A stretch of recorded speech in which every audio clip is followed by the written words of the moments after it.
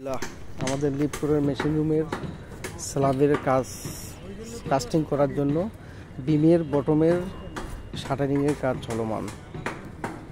আপনারা দেখতে পাচ্ছেন যে আমাদের কন্ট্রাক্টর ভাই এবং মিস্ত্রিরা সমন্বয় করে কাজটি সুন্দরভাবে সম্পূর্ণ করতেছে।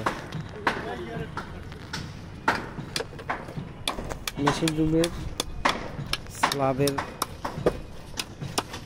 হাইট 8 ইঞ্চি এবং মেশিন রুমের যে ক্লিয়ার কভার স্ল্যাব রুফটপ থেকে মিনিমাম 5 ফিট থাকতে হবে।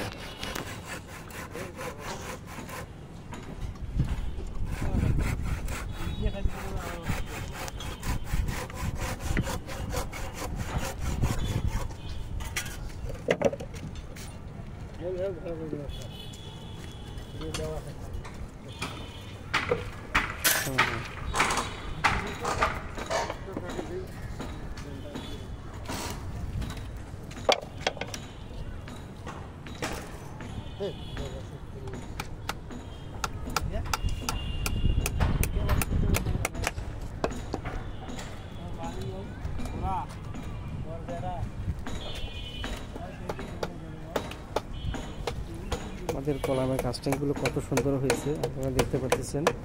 সারফেসটা খুব সুন্দর, আর এটি মূলত সিট4 করে বলা হয়। এটিকে ভর করে বিমের শাটারিংয়ের কাজটা করা হয়।